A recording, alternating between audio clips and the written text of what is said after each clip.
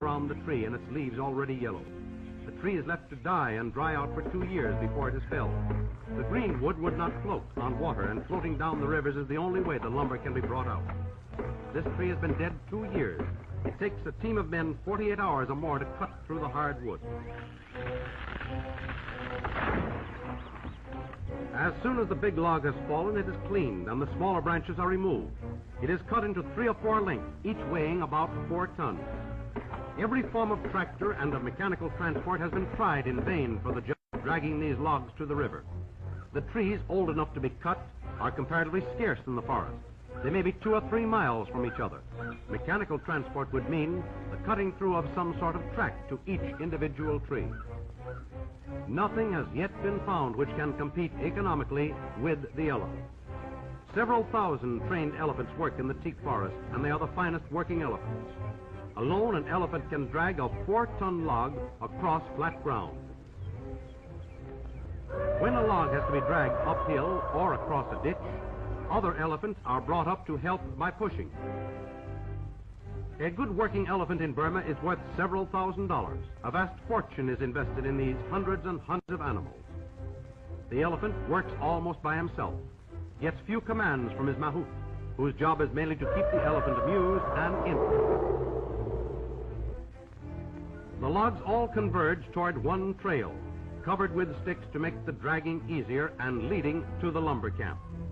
In this camp, they are accumulated by the hundreds, and each log is measured and marked. The camp is on the edge of a riverbed, but like the arroyos of California, the riverbeds are mere beds of dry gravel for 360 days out of every year. Then the rain falls in the mountain. The level suddenly rises, and a raging torrent races down the mountain and fills the dry riverbed. This whole camp may be carried away in the floods. The logs will float and start their 3 to 5 year journey down the rivers to the ocean, 1,000 miles and more away to Rangoon or to Moulmein.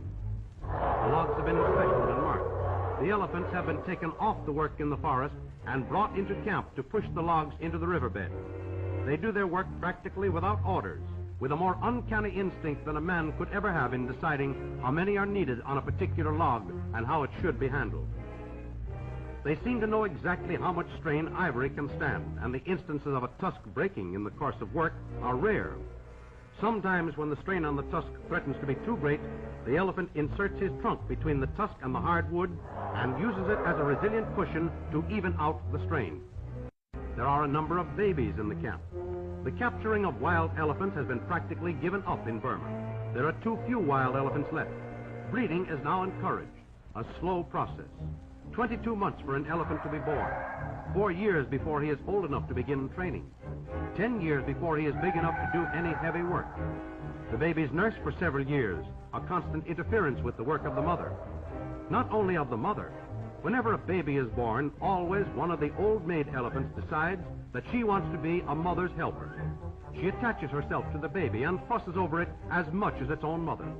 She gets official recognition in her job and is known as the baby's auntie. And for a term of several years, baby, mother, and auntie never be separated. And if baby wants something or gets himself into trouble and squeals, both mother and auntie will drop whatever they are doing and rush to his assistance.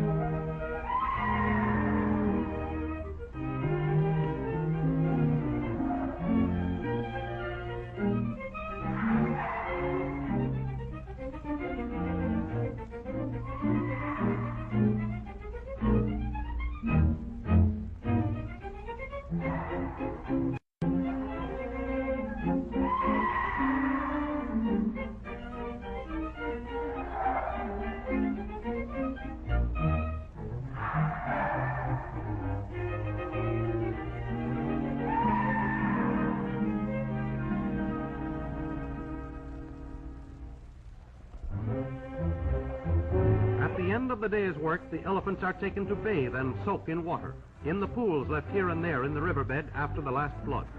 A 2-hour soaking is the elephant's reward for a good day's work. Without this daily bath, working elephants cannot be kept happy and in good health. They get more than a soaking. They get scrubbed from head to toes with coconut husks. The babies do not go in with the big ones. They might get hurt. They have been waiting on shore, squealing with impatience, but now their turn has come, and they plunge in fearlessly, out of their depth, and sometimes disappear from sight so long that the mother gets anxious. She starts looking all over for the baby with her trunk. When she finds him, she pushes him to the surface to breathe and sometimes gives him a great wallop with her trunk, just to teach him not to scare mother.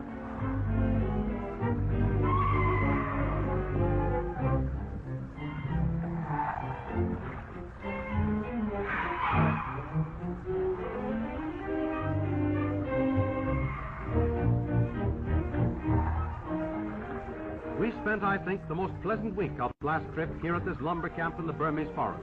Our hosts were an Englishman and his wife, Mr. and Mrs. Bell.